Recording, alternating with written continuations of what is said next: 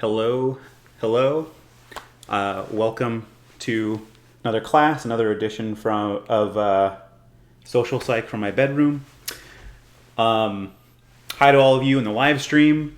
Just looking through your what you've been reading recently. A lot of really cool, interesting things you've been reading. I'll have to add some stuff to my reading list because again, that is my goal for this remaining portion of the semester is to read a little more. So hopefully you all are following up with your goals. I've just been reading through them on Canvas. So yeah, hopefully you're keeping up with that stuff. So getting right into today's topic or today's lecture on persuasion. Just to give a quick overview of what we're going to be talking about. We're going to resume talking about factors that affect persuasion. We'll get into message characteristics, message context characteristics, audience characteristics, and then lastly we'll talk about resisting persuasion. Quick announcement, just a reminder announcement. Your second exam, it's been moved to April 9th, which is next Thursday, so you have a week to prepare for that. You will be able to take the exam anytime you want on April 9th, so I'll open it up midnight, April 9th. It'll be available until 11:59 p.m. April 9th. So you can take it whenever you want that day. The only thing is, once you start it, you will have an hour and 15 minutes to complete it. So definitely don't start it unless you're going to be able to complete it within that next hour and 15 minutes. You should have gotten the exam outline that I sent out earlier today. Just can't stress it enough. It is non-comprehensive. It's meant to be filled in with your own notes, either from your own notebook or from lecture or the class slides. So yeah, if you have any questions as you're studying stuff, if you want, a little more detail about a certain topic or something, please feel free to email me or, give me a call via Skype. You have my contact information. Sent that out in a previous announcement. So all right, so with that out of the way, let's get into today's topic. Also, there will be a Kahoot quiz after lecture today, so be on the lookout for that. So we left off on this slide talking about how emotions help inform us about our environment and color our judgment. So being in a positive mood is a signal, we talked about this, it's a signal that everything is okay. And there are no immediate threats to be concerned with, no immediate threats in our environment. So for that reason, when we are in a positive mood, we tend to rely more heavily on our heuristics, like System 1 processes, so our schemas, our scripts, our stereotypes. But being in a negative mood is a signal that there is something wrong in our environment, and we should focus our attention on whatever it is that could be wrong in the environment. That's why when people are in a negative mood, they're less likely to rely on their heuristics. They're more prone to think kind of carefully, engage in introspection, and so forth. So a negative mood signals that something's up, something's the matter, and that deserves our attention. And so we devote some mental energy to figuring out what is wrong and how we can eliminate it. So what mood we're in as an audience member receiving some potentially persuasive message, that can influence how we're impacted by that message or how we interpret that message. Right, so based on that, we can gather that eliciting a positive or a negative mood from an audience can result in them following different routes to persuasion. When people are put in a positive mood, they tend to think more heuristically. That means they're going to be more likely to follow the peripheral route to persuasion. When people listening to a persuasive message are in a good, positive mood, they're more likely to generally enjoy the message being delivered to them just by association. Janice and colleagues did a study on this where participants read a series of persuasive messages on a bunch of random topics like the armed forces, 3D movies, and so forth. As they were reading these persuasive messages, half of the participants were given a snack while reading the messages. I think it was peanuts and soda. So just like a little snack as they were reading. Whereas the other participants, the other half of the group, did not get any snacks. As you might guess, people who were given snacks were in a better mood as they read through those persuasive arguments. And as a result, they were more swayed by those arguments. They tended to agree with them more, just because they were in a better mood as they were reading them. So that since this study was conducted, research has shown that people more readily agree with messages when they experience success, when they hear pleasant music as they're listening to a persuasive message, or view beautiful scenery as they're listening to a persuasive message. So all these things are meant to get them in a positive mood, a positive mindset. So the influence of a positive mood isn't exactly a secret. You probably know that many business people often bring clients to lunch at a fancy restaurant, or you may have experienced a salesperson opening up a conversation with like a funny story or anecdote. If you're in a good mood while receiving some persuasive message, you're going to be more likely to agree with that message, even if the reason for your good mood has nothing to do with that message itself. The goal in lots and lots of advertising is to increase your positive mood so that you'll associate their product with being happy. So this is an example of conditioning, like classical conditioning. So when you have a neutral stimulus, like some product being sold, being paired or associated with a positive stimulus, something that elicits good feelings, right? And so commercials do this all the time with things like humor. Lots of commercials are humorous for this reason, or many commercials will use sex appeal, which, again, is supposed to elicit positive emotions. Like Hardee's does this kind of infamously, right? Like their Super Bowl commercials. Objectively speaking, there is nothing sexy about a Hardee's sandwich, right? And yet they use these sorts of signals to put their audience in a certain mood, a positive mood, which, again, hopefully they will associate that product with like those positive feelings. Inspirational commercials also do this, right? You tend to see a lot of these around Super Bowl season, or even now with like the events of the world going on currently. You see a lot more of these like really inspirational commercials meant to put you in a really good mood, right? So like they'll throw together a bunch of the most like inspirational things they can, like the American flag waving in the wind, or like a child achieving his or her dreams. Maybe there's like a combat veteran that's shown. Maybe they play a clip of like Martin Luther King Jr. giving a speech, and then they get to the end of the commercial and it turns out it's like an ad for yogurt or, retirement portfolios or something, right? Yogurt is not inspirational. Retirement portfolios are not inspirational. But companies pair those products and those services with those really inspirational messages because they make you feel good. And if you feel good, if you feel inspired while attending to their products and their services, your attitudes might shift to be more positive in relation to that product. That's the whole idea there. Operant conditioning is another form of learning that can be used to link a message with positive feelings.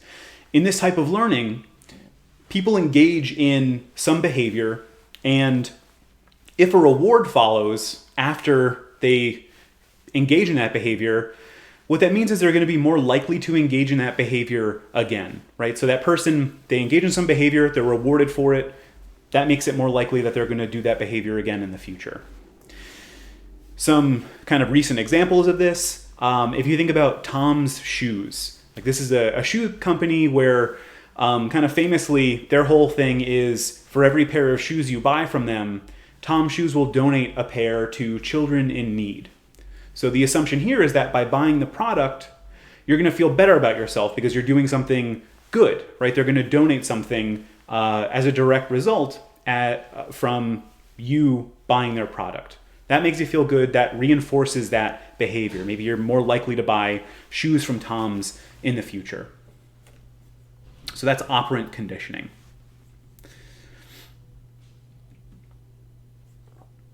So back to this slide. In contrast to putting people in a positive mood, putting people in a negative mood is more likely, more likely to get them to follow the central route to persuasion. So remember, this is because when people are in a negative mood, it's an indicator that there's something wrong. There's something that they need to attend to potentially fix. People in a negative mood have an incentive to think about why it is they're in that negative mood. It spurs explicit thinking. And so when the goal of a speaker is not just to generally get people to have positive feelings about a product or some message, but when the goal is to get them to pay attention and think about a specific message or act in a specific way, it might benefit that speaker or that source to induce negative feelings, negative emotions. Think about persuasive messages that make you feel really sad. I've talked about that ASPCA ad in the past, that really sad commercial with all like the sad-looking animals, Sarah McLachlan, and so forth. The goal of that ad is to get you to feel really bad, and it does so really successfully. When you feel bad, you're paying attention. The thought process is, I feel bad right now. Well, why do I feel bad? I feel bad because of all of these sad animals, all these abused animals. So how do I stop feeling bad? As you're thinking that, they flash the number on the screen. They tell you to donate, and so forth, right? So you donate to that cause to prevent animals from being abused. That's how you alleviate those negative emotions. So that's how negative emotions are used for persuasive purposes, or at least just one example of how negative emotions are used for the purposes of persuasion. Fear can also be an effective strategy at persuading people.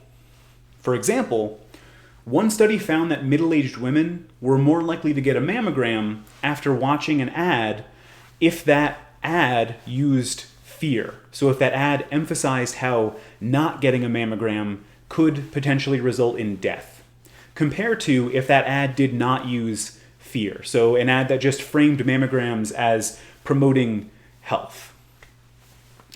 Similarly, one campaign focused on getting people to use sunscreen. And they found that inducing some fear by showing people ultraviolet filtered pictures of people's sun-damaged skin, which is this picture above, same woman, both pictures. This is a UV filtered image of sun-damaged skin. This was a very effective strategy in getting people to use sunscreen. So the extent to which fear-based persuasion works depends in part on the level of perceived threat and perceived efficacy for addressing that threat. So if a fear is super overblown, the attempt at persuasion can backfire. Some fear-arousing messages are just so overwhelming that the audience maybe defensively avoids them or just dismisses them entirely, right? So like that ASPCA ad, whenever it comes on TV, maybe you're someone who, like me, you just like reflexively change the channel because you just can't bear to deal with that advertisement, right? So in that case, that ad, its attempt at, like negative emotion-based persuasion is backfiring, which means that no attitude change occurs, which is not ideal for, whoever the advertiser is. When it comes to using fear to convince people of something, the most effective strategy is to use fear, like to elicit a sense of fear, and follow that up by giving people a clear means of protecting against that threat. So say that you want to convince people to change their oral hygiene habits to avoid gum disease. Let's say that's your goal. You could show them pictures of people with gum disease to arouse fear in them, right? That could be a tactic to arouse fear.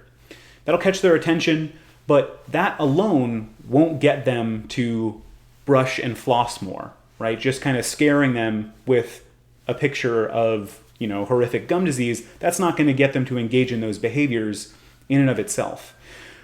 But if you were to follow up that attempt at, inducing fear by offering them solutions to avoid that danger, such as showing them how flossing can help them avoid gum disease, that would be the most effective way of changing attitudes and behavior, right? So make them afraid of something and then explicitly tell them what they can do to avoid that threat. That's how fear-based persuasion is most effective.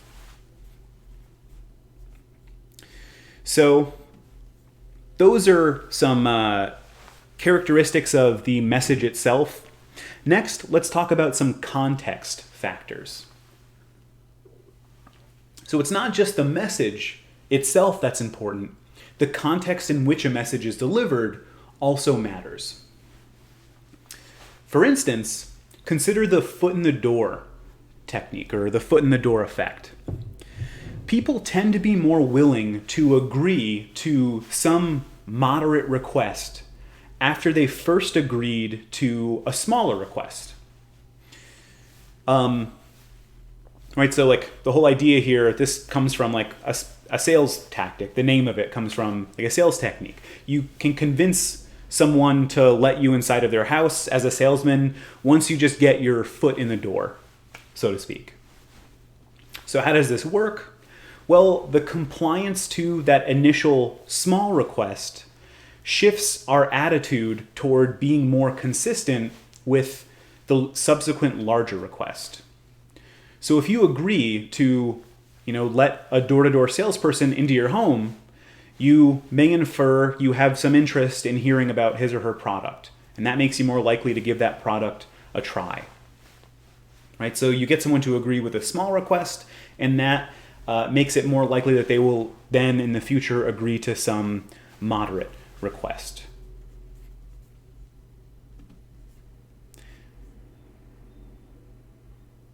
And yeah, as I just kind of explained, it is explained by self-perception theory, where people infer their own attitudes by looking at their past behavior. So it's like, I did agree to that small request, so now they're asking for a more moderate request. Sure, I guess I'm a helpful person because I helped them in the past. Just now, I guess I'll help with this this next request that they have.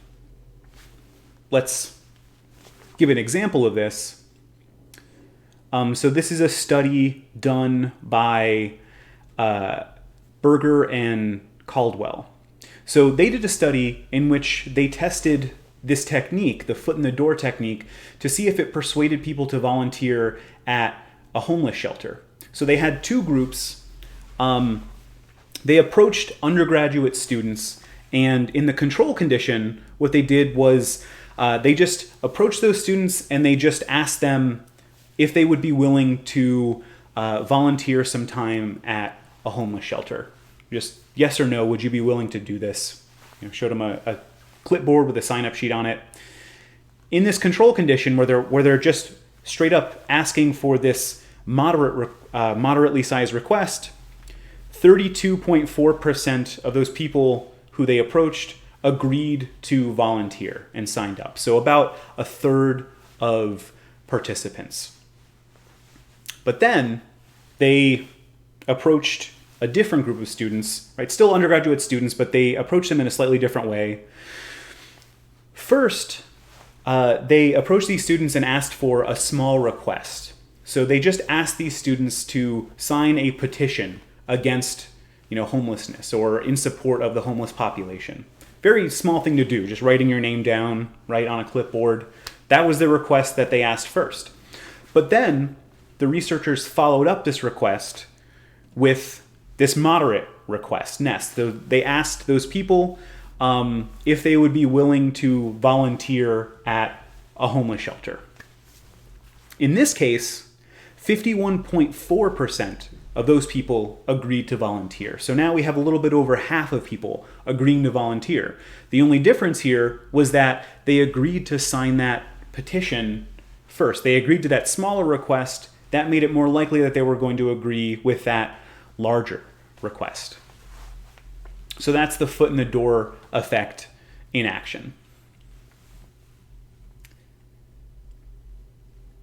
Next message context factor that we'll talk about is something called lowballing, which you probably heard this term before. It can take many, many different forms, but the general principle, as it's discussed in like the psychological context of persuasion, is that after agreeing to some offer, people tend to find it harder to break that commitment, even if they later learn of some extra cost to the deal.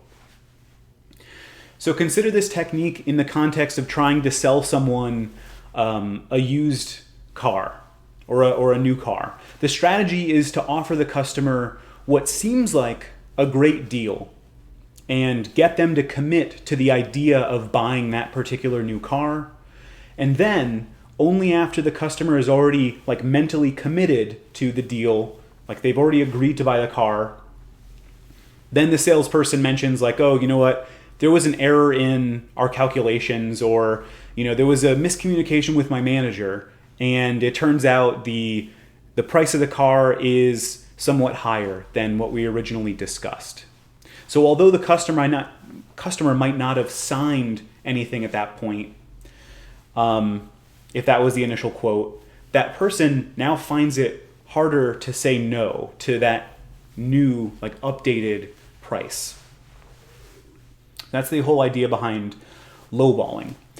It doesn't just work in the context of car sales or really like any sort of sales.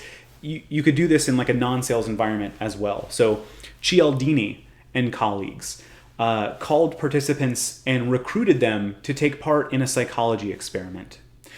When participants were immediately told that the study would be taking place at 7 a.m., so 7 in the morning, only 24% of people agreed to sign up. But the compliance rate more than doubled to 56% when people were first asked if they wanted to participate in a study, and then only after they said yes, they were informed that it took place at 7 a.m., right? So he withheld that like negative bit of information, the fact that it is going to be taking place at 7 a.m., you're going to have to wake up early to take place in this research. He withheld that and only gave that information up after they had agreed to take part in the study. And he found that doing so, lowballing them in that way, made those participants more likely to agree to take part in that research. And they weren't just agreeing verbally. Most people actually followed through with it. About 95% of those who agreed to show up actually did show up. So lowballing, it's a dirty trick, but it seems to work. Yet another context factor, the door in the face effect.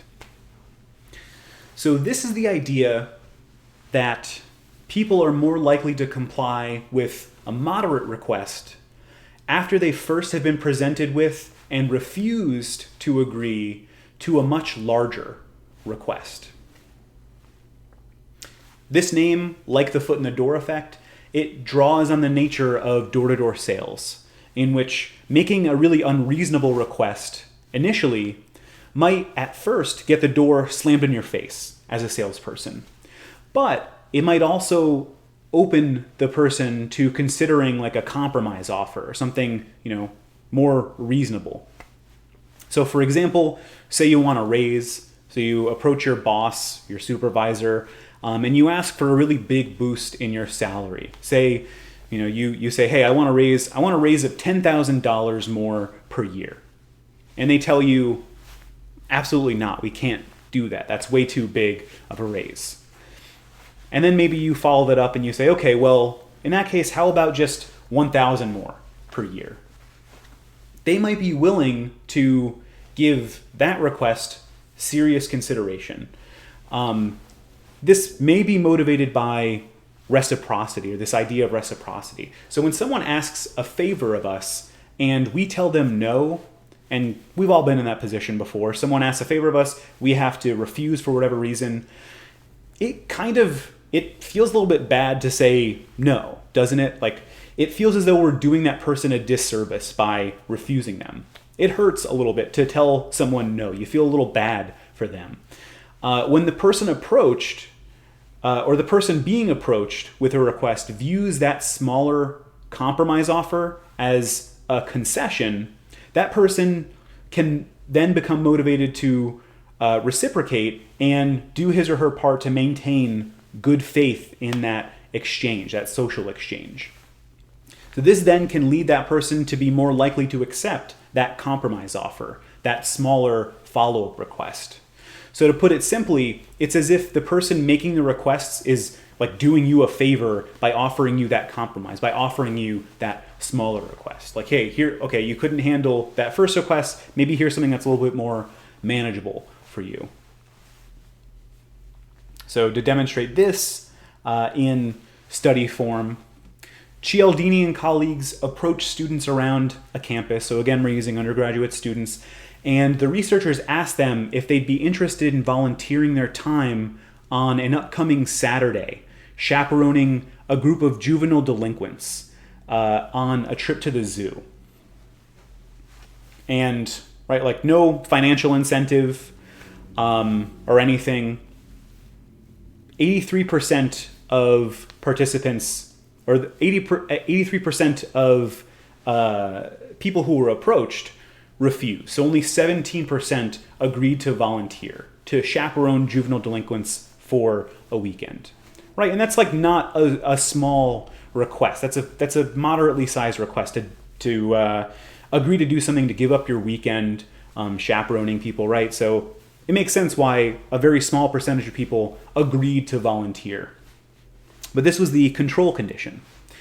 In the experimental condition, the door-in-the-face condition, the experimenters approached another group of students and first asked them to take part in a different kind of volunteer experience, a much larger one.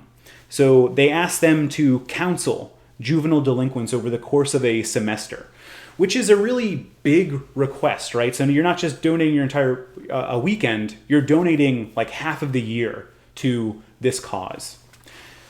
Not surprisingly, nobody who was approached with this request was willing to make this kind of extreme commitment of time. However, the researchers then followed up this really large request with a smaller, moderate request, which was, okay, well, if you can't devote your entire semester to counseling juvenile delinquents, could you at least agree to chaperone a small group of juvenile delinquents this weekend to on a trip to the zoo, right? So same exact request as the control group, but just framed in this different way. In this case, though, 50% of those people who were approached agreed to volunteer, right? Because now the context has changed, right? This is just an example of the door-in-the-face effect working. So that number of people who agreed to volunteer to chaperoning those juvenile delinquents was greatly increased. Tripled the number of volunteers there. So those are just 3 context effects. This is just a summary slide of what we just talked about, so I'm not going to dwell on it for too long, but this would be a really good slide to, maybe when you're watching this video in the future, to like pause and like pay attention to this one, right? Because it's a really good summary slide of these 3 different effects, these 3 different context effects. So just to reiterate, foot in the door effect, this is when people are more likely to agree to some moderate request after first agreeing to a smaller request. Lowballing, that's when after agreeing to some offer, people find it hard to break that commitment, even if the cost goes up. And then lastly, the door-in-the-face effect. This is where people are more likely to agree with a moderate request after first refusing a much larger one. So again, good idea to incorporate this slide in some way into your notes, because these 3 effects summarized pretty nicely. All right. Another context factor that we could talk about is presentation order. So the order in which information is presented to us also influences how persuasive it's going to be. So the primacy effect is a tendency for information that is presented first to have more influence on us than information that follows.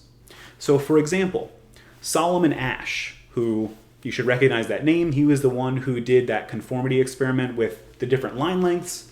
He did a different set of studies on this primacy effect. So he presented two different groups of students with a description of a person named John. So the first group was given this description. John is intelligent, industrious, impulsive, critical, stubborn, and envious. The second group was given this description. John is envious, stubborn, critical, impulsive, industrious, and intelligent. Looking at those two sentences, you can tell it's the same exact information in both of those sentences. But sentence 1 leads with the most positive traits, whereas sentence 2 leads with negative traits. Even though both sentences contained identical content, students who read sentence 1 tended to rate John much more favorably than students who read sentence 2, solely because of the order in which the information was presented to them. Right, so this is yet another reason why first impressions are really important. If you present yourself in a negative way to someone, and that's the first thing they're learning about you, that colors their entire view of you, kind of potentially, forever moving forward. So presentation order matters. That's the primacy effect. The primacy effect can influence us in even the simplest of ways, or the simplest of choices. So for example, Carney and Banaji did a study where after their participants performed some task, they were offered a little reward. They were offered a piece of bubble gum from the researchers. So they were given a choice between two really similar looking brands of gum. Like similar pieces of gum, just from two different brands, one presented after the other. So the researchers would, for half of the participants, researchers would tell them, okay, you can choose between these two different kinds of gum. First, we have Bubble Yum, or we have Bubblicious. Which would you like? And these people would make their choice.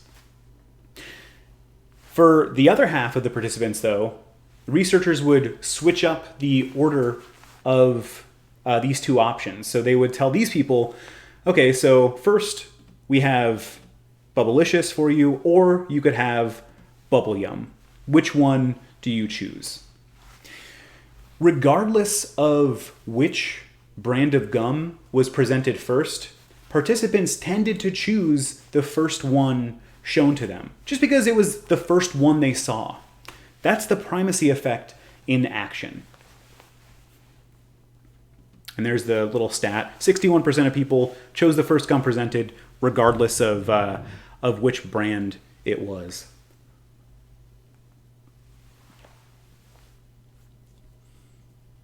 I see some preferences being discussed in the chat. Bubble Yum. Obviously, the best answer is Bazooka Joe, but wasn't one of the options. All right. So is it always the case that the first information we're presented with will have the biggest impact on us? Not necessarily. In some conditions, the opposite can be true. So the recency effect is when information that is encountered most recently has a significant influence over an attitude. Which is a little bit confusing, right? Because we just talked about the primacy effect, which states the exact opposite of this. So Which is it? When is it that we're influenced by either of these things? When is the recency effect true versus the primacy effect?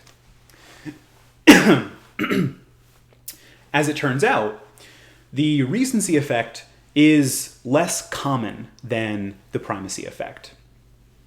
Certain conditions need to be met in order for the recency effect to occur. So when an audience is trying to make a decision between two different options, the recency effect is likely to occur when there's a significant amount of time between being presented with option 1 and option 2. And when the audience makes up its mind between the two options soon after being presented with that final option.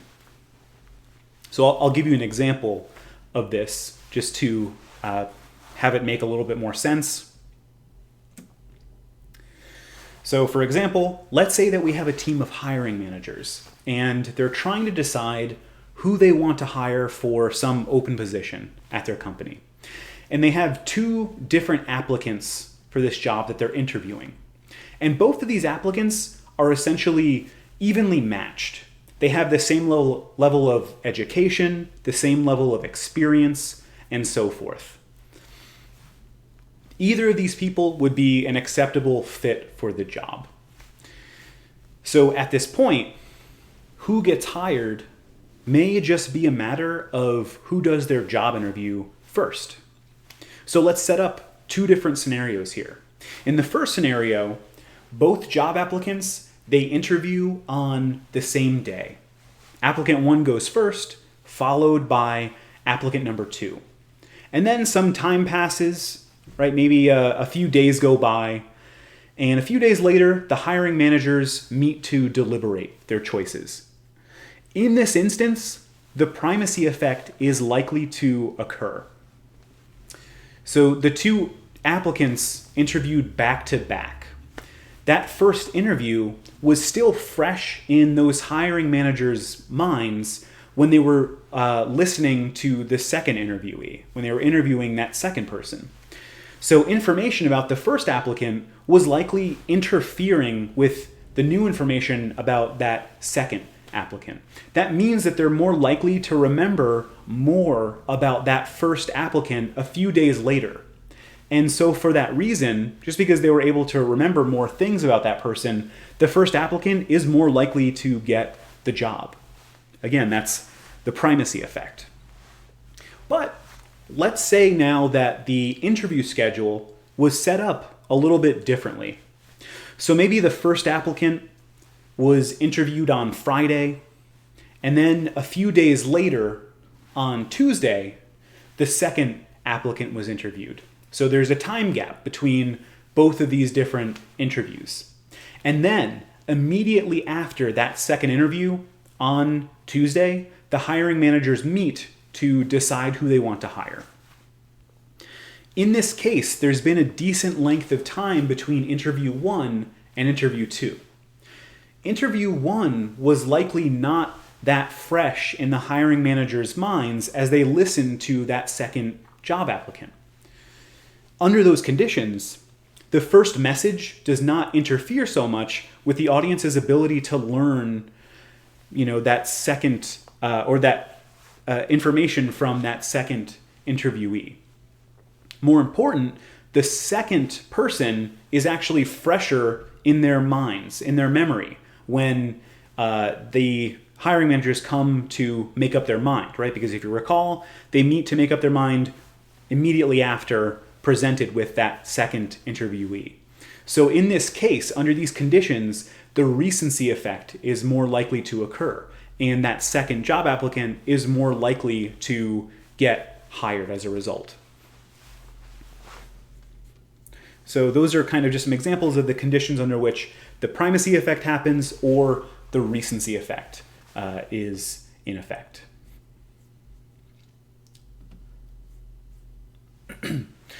So the order in which we're exposed to certain pieces of information or arguments or requests can have an influential impact on us. But what about just the extent to which we're exposed to a certain argument? Just exposure to a given argument or a given stimulus.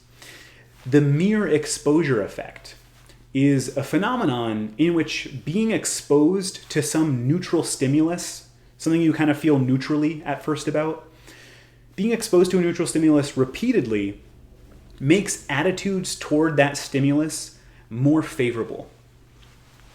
So for example, science, it is spelled like zajonk, but it's pronounced science, this researcher, showed participants a series of photographs in a slideshow. As part of that slideshow, some of those photographs would repeat. So some of those photographs were shown frequently within the slideshow. Other photographs would only repeat rarely, or just be shown once and then never again in the slideshow. Afterwards, people were asked to rate their attitudes toward each of those photographs that they were shown. And people tended to have more positive attitudes toward the photos that repeated most frequently, compared to ones that repeated just rarely. The mere exposure effect likely occurs due to familiarity. The more that we're exposed to something, the more familiar it becomes.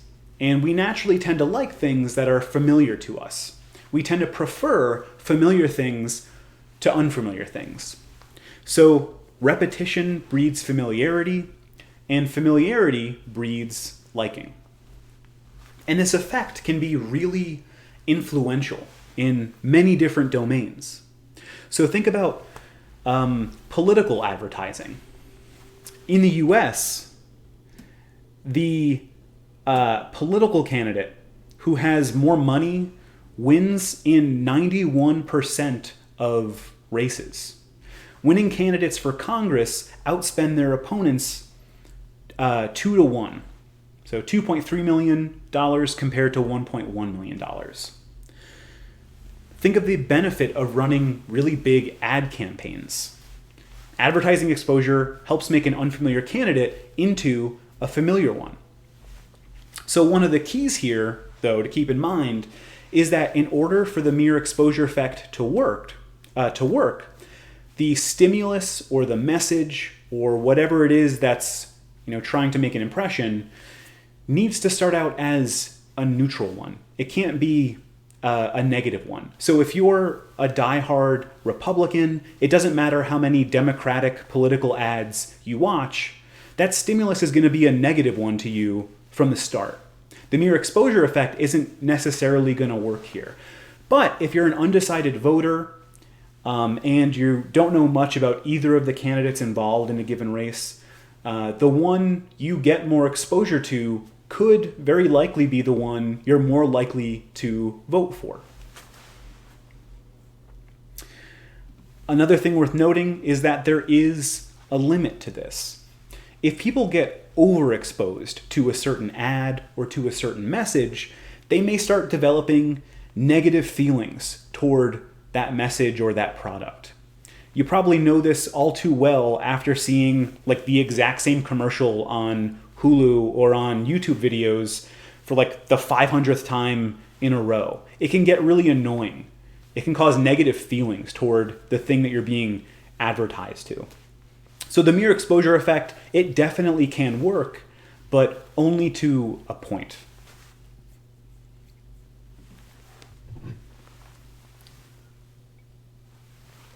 So we've already talked about some audience characteristics already. So specifically the emotions that the audience is experiencing.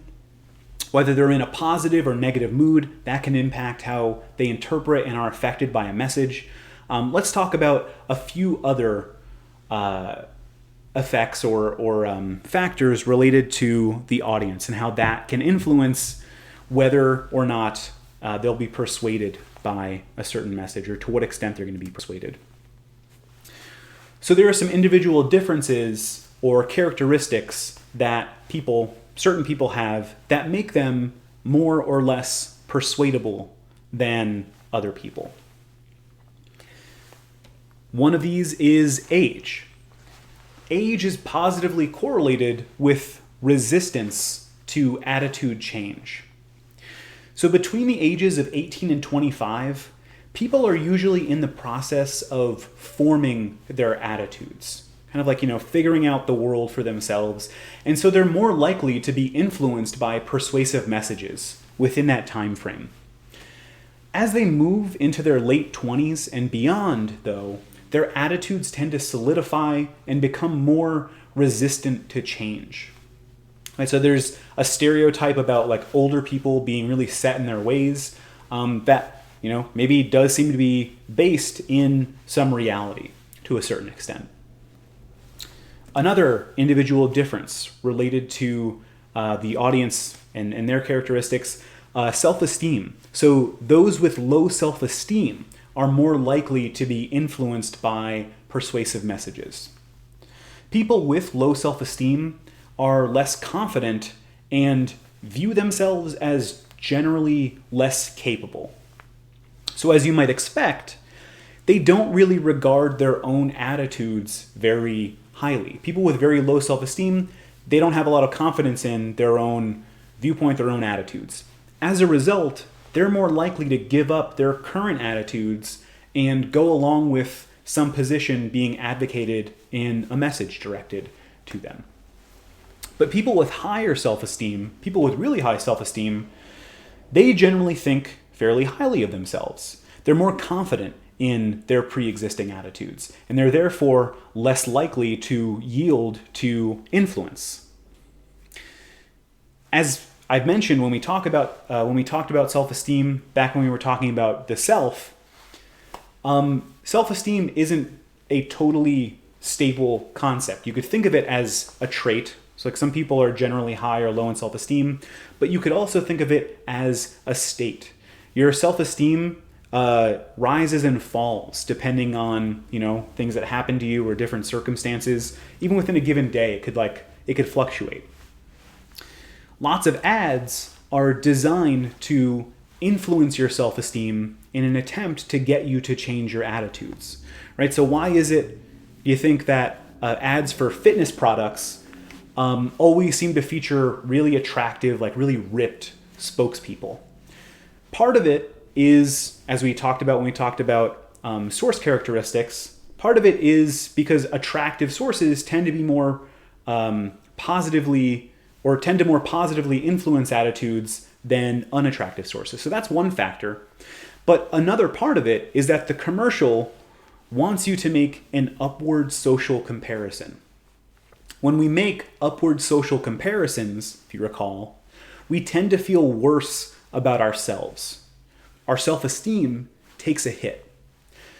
So advertisers, they want you to look at that really fit spokesperson with their six-pack abs covered in oil and think, wow, compared to them, I'm really out of shape. Feel bad. Maybe I should buy this product, and that'll put me in better shape.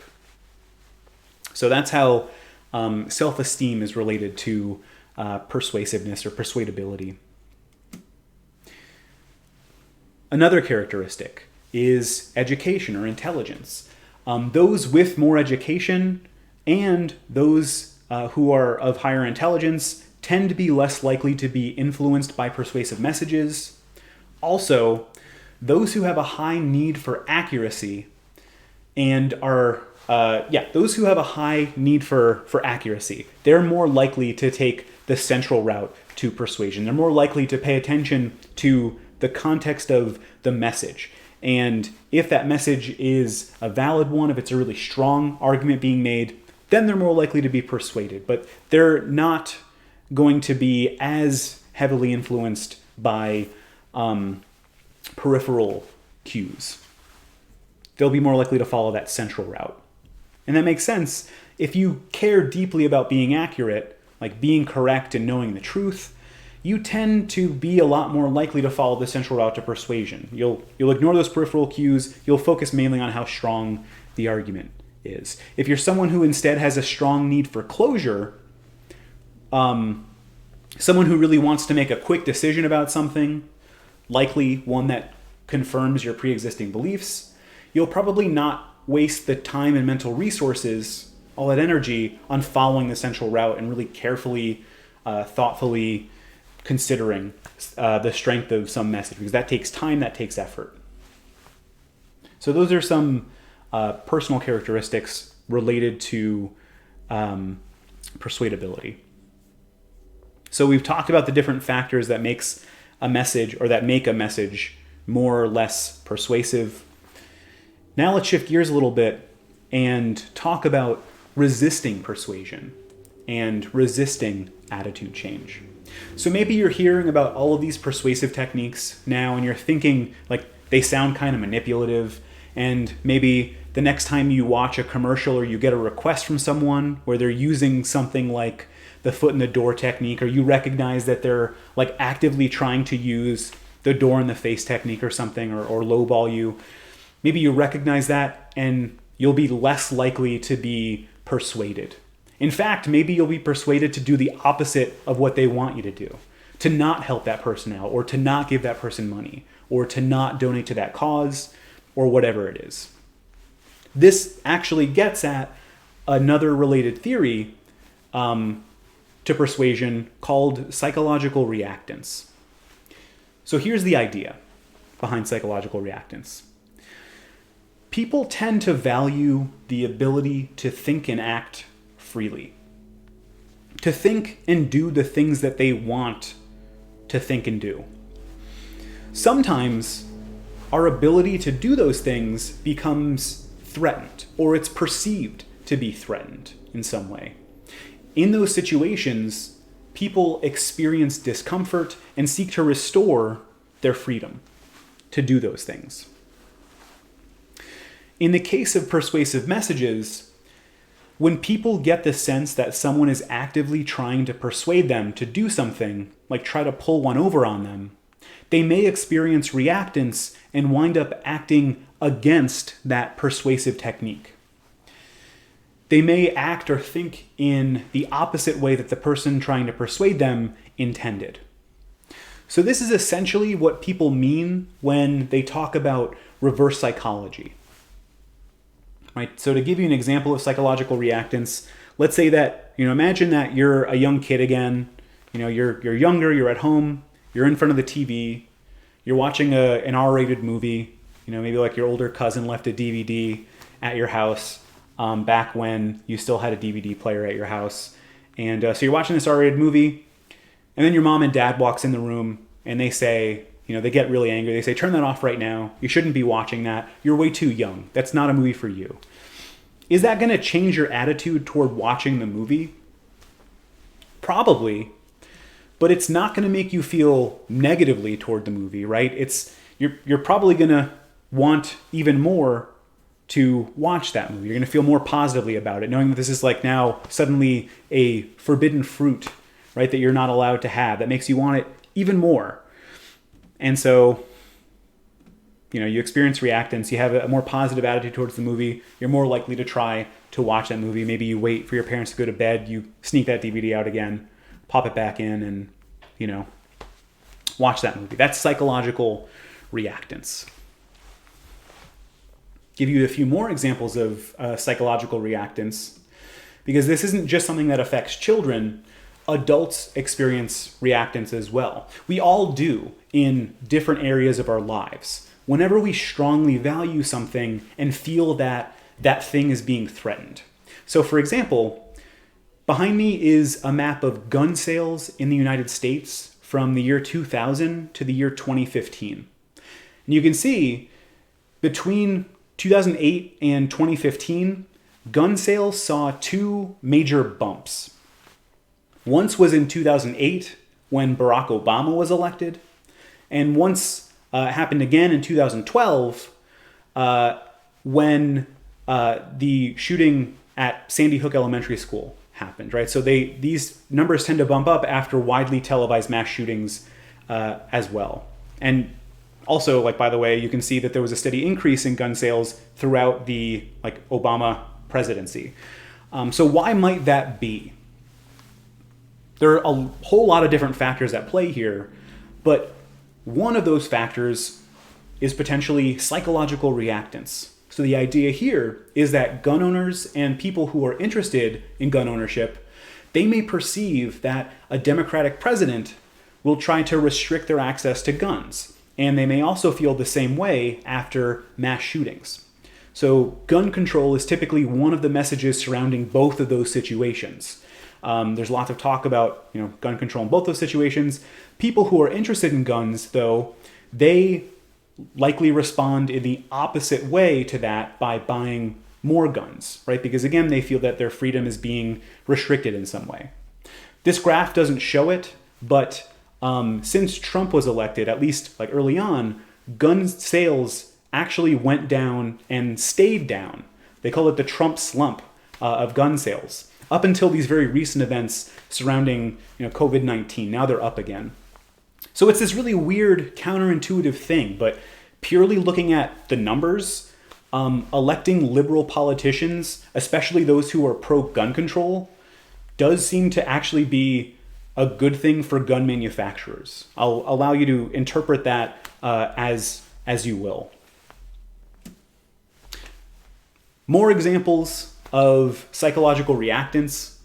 Whenever you read some clickbait headline about something that they don't want you to know about, this type of headline is exploiting psychological reactance. The author wants you to believe that someone is trying to restrict your access to information, and that's meant to grab your attention and click on that headline. The sad thing is, this is a fairly successful tactic, which is why you see it so frequently.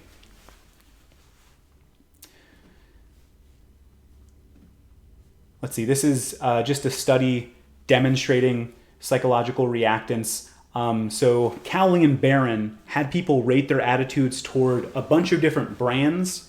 And then after a while, everyone was shown 2 different episodes of a TV show. So they used Seinfeld.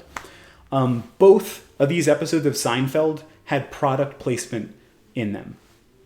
The first episode featured M&Ms. And it was like a very prominent product placement. M&Ms were shown on screen for an extended period of time. And they're mentioned by several of the characters several times throughout the episode. It's like very prominent, very blatant product placement. The second episode featured Diet Coke. This product placement was much more subtle. So what happens in the episode is a character just drinks a Diet Coke. It lasts about 5 seconds. That's it. It's hardly noticeable. Diet Coke is not mentioned verbally. Just a quick flash on the screen of someone drinking Diet Coke.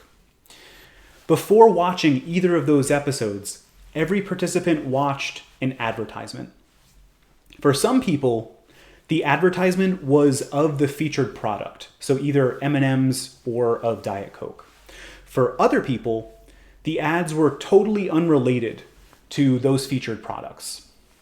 So if people were shown an M&Ms or a Diet Coke commercial, they were being primed to notice and attend to those products, right? Seeing that ad made it more likely that they would pick up on those products in the episode.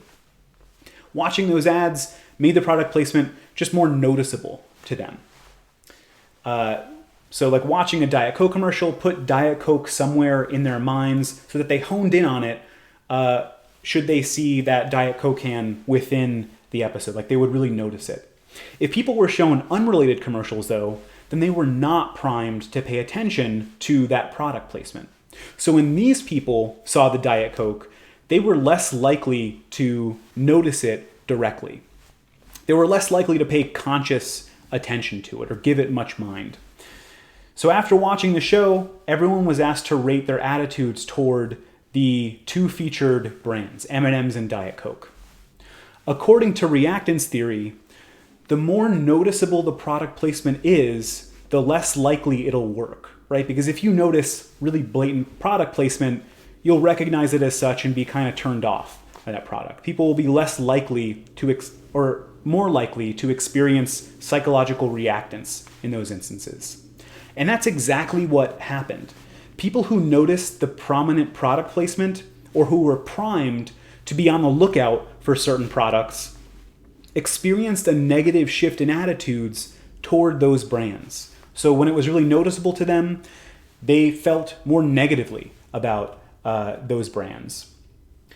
Only people who were exposed to the subtle product placement and who were not primed to be on the lookout for the products experienced a positive shift in attitudes toward the brand. So it was only when they didn't really notice that they were being advertised to, that they were being advertised to through product placement, that or did that actually have a positive impact on them.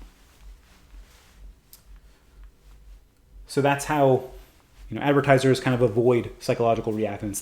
They tend to make these things fairly subtle. So now let's talk about making people more resistant to persuasive attempts. One way that this can happen is through a process called attitude inoculation. So this is when people are exposed to weak attacks upon their attitudes so that when stronger attacks come later, they'll have refutations to those attacks available.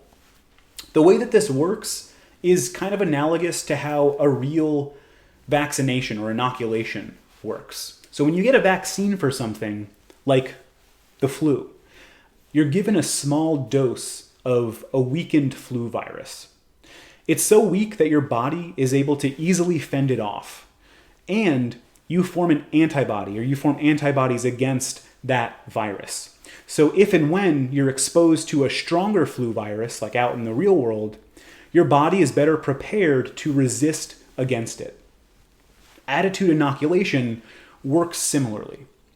So when people are exposed to a weak form of a persuasive argument, they tend to generate counter-arguments that act like barriers around their initial attitude. So those counter-arguments are almost like, those antibodies. That makes it harder for a stronger persuasive attempt that they later encounter to influence their attitudes. And that occurs in part because those initial counter-arguments make the opposing attitude more accessible. So like when people have a certain attitude and they hear a bad reason, like a really weak reason for why they should change their attitude, they're likely to think of it to themselves, well, that's not a very good reason to change my attitude for X, Y, and Z reasons. They come up with their own counterarguments in their head. They're putting more thought into why they hold the attitude that they do and why opposing that attitude is a bad idea. That serves to strengthen their original attitude and make it more salient to them. Then, when those same people are exposed to good reasons why they should change their attitude on that subject, potentially good reasons, they're better able to resist changing it. In one demonstration of attitude inoculation, McAllister and colleagues had high school students inoculate 7th graders against peer pressure to smoke. So they had 7th graders look at smoking advertisements and then think up counter arguments to those ads. They also had them play out like little role play situations involving peer pressure to smoke. So for example, they asked them to think up responses to someone who called them chicken for not smoking. Now thinking about that, that's not exactly how peer pressure works in the wild, right? Your friends are probably not going to stand around and call you a chicken for not smoking a cigarette. It's just not how peer pressure really works in the real world. It's a relatively weak attempt at persuasion to do that. However, exposing 7th graders to those sorts of relatively weak arguments and getting them to think about effective counter-arguments or strategies for getting out of those peer pressure situations did serve to inoculate them against actual peer pressure efforts later on in their lives. So in tracking those 7th graders, McAllister found that compared to a school who did not receive anti-smoking attitude inoculation, a smaller percentage of those 7th graders had taken up smoking 2 years later. So this did seem to work, this attitude inoculation technique.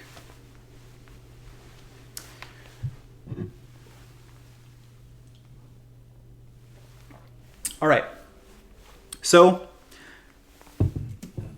we will pause lecture here. It's time for the Kahoot. If you have any questions, please feel to paste them in the chat. Just a reminder to, on your tablet, on your phone, whatever it is, navigate to kahoot.it. Put in your full name for the nickname, and in just a moment, I will show you the code for you to join. So,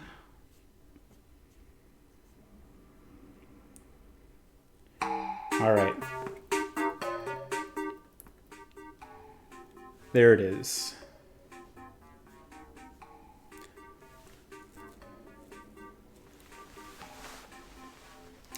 So I'll give you a little bit of time to join. And we'll start it up. I think this one is 4 questions. We'll do all 4 this time.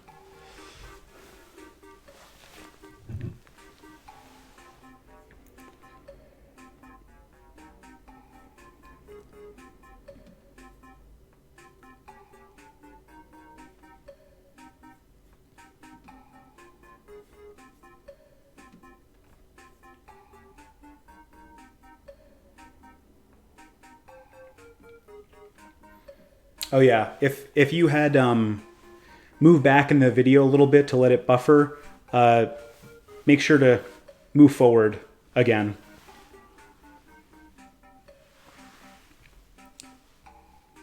And yes, the person in the chat is correct. There's about an 8-second delay. So just another heads up for that. There is a slight delay. It's not as bad as it was last time, but still a delay. So just be mindful of that. All right, I am going to start.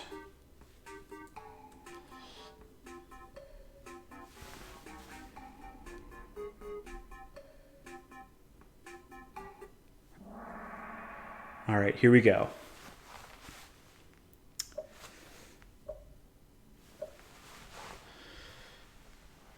Okay, which factor decreased participants' obedience to authority in Milgram's studies?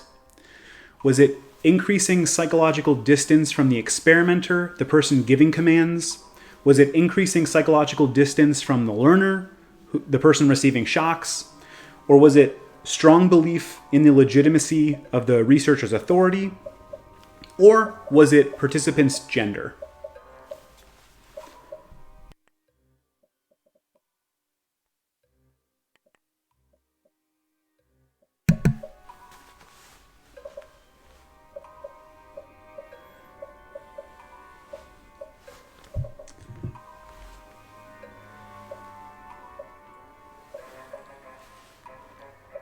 Answers are rolling in.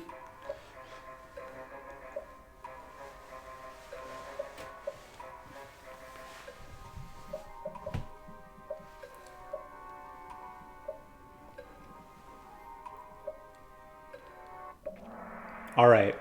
Okay, so there seems to be kind of a split between the first answer and the second. First answer is correct, increasing psychological distance from the experimenter. As there was distance placed between the experimenter and the participant was less likely to obey them, right? So if you recall, in that one experiment where the experimenter was giving commands over the telephone, that's when psychological distance was really high. And those participants in that condition were a lot less likely to obey that experimenter. All right. Next question.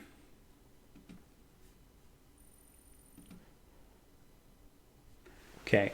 According to the elaboration likelihood model, when a person is persuaded by contextual factors surrounding a message, not the message itself, is it A, they're being persuaded through the central route? Are they being persuaded through the peripheral route? Are they being persuaded through the intrinsic route? Or are they being persuaded through the extrinsic route? When a person is persuaded by contextual factors surrounding a message, which route are they taking?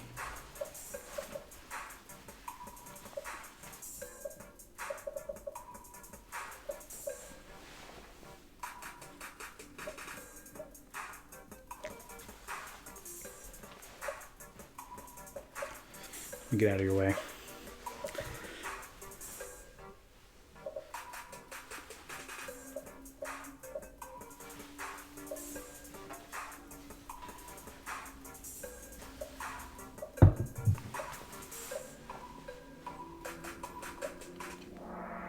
Okay, majority of you got it correct. Yes, they're being persuaded through the peripheral route. Remember, peripheral cues are those contextual factors that surround the message that are not directly related to the message itself. So, great job there to 42 of you. All right, next question. The sleeper effect is a phenomenon in which, over time, a person, A, can recall the source of a claim but forget the claim itself. B, slowly misremembers a claim and its source.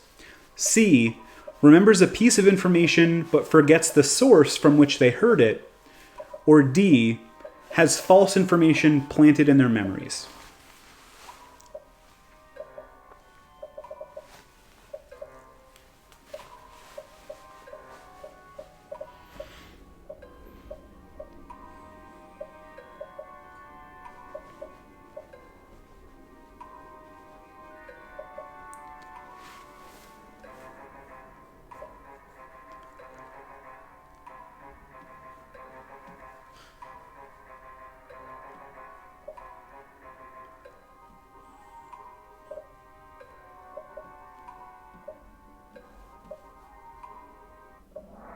Okay. Seems like the majority got it correct. Yes, the sleeper effect is a phenomenon in which a person remembers a piece of information but forgets the source from which they heard it, which is why source credibility is helpful for changing attitudes, but only up to a point, because people do seem to kind of separate the information or the claim from the source of that information or claim over time. So that's the sleeper effect. Good work. I think this is the fourth and final question. Being in a positive mood when listening to a persuasive message makes it more likely that a person will take is it the central route to persuasion, the peripheral route to persuasion, the intrinsic route to persuasion, or the extrinsic route to persuasion?